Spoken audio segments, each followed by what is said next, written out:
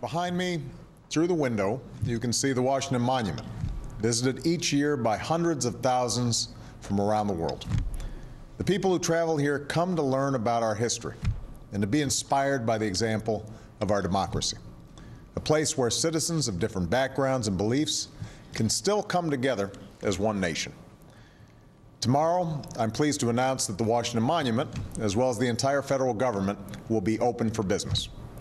And that's because today, Americans of different beliefs came together again.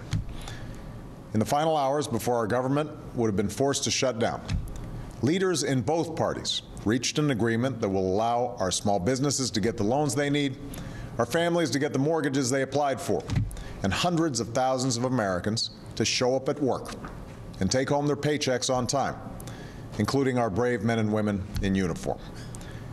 This agreement between Democrats and Republicans, on behalf of all Americans, is on a budget that invests in our future while making the largest annual spending cut in our history.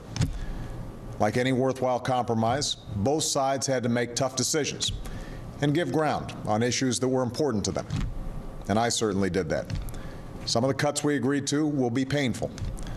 Programs people rely on will be cut back. Needed infrastructure projects will be delayed. And I would not have made these cuts in better circumstances. But beginning to live within our means is the only way to protect those investments that will help America compete for new jobs. Investments in our kids' education and student loans, in clean energy and life-saving medical research. We protected the investments we need to win the future. At the same time, we also made sure that at the end of the day, this was a debate about spending cuts, not social issues like women's health and the protection of our air and water. These are important issues that deserve discussion, just not during a debate about our budget. I want to thank Speaker Boehner and Senator Reid for their leadership and their dedication during this process. A few months ago, I was able to sign a tax cut for American families because both parties worked through their differences and found common ground. Now the same cooperation will make possible the biggest annual spending cut in history. And it's my sincere hope that we can continue to come together as we face the many difficult challenges that lie ahead, from creating jobs and growing our economy to educating our children and reducing our deficit. That's what the American people expect us to do. That's why they sent us here. A few days ago, I received a letter from a mother in Longmont, Colorado. Over the year, her son's 8th grade class saved up money and worked on projects so that next week they could take a class trip to Washington, D.C.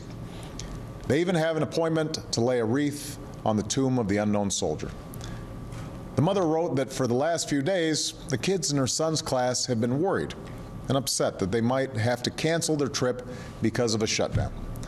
She asked those of us in Washington to get past our petty grievances and make things right.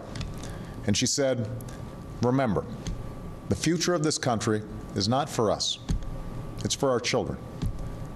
Today, we acted on behalf of our children's future. And next week, when 58th graders from Colorado arrive in our nation's capital, I hope they get a chance to look up at the Washington Monument and feel the sense of pride and possibility that defines America, a land of many that has always found a way to move forward as one. Thank you.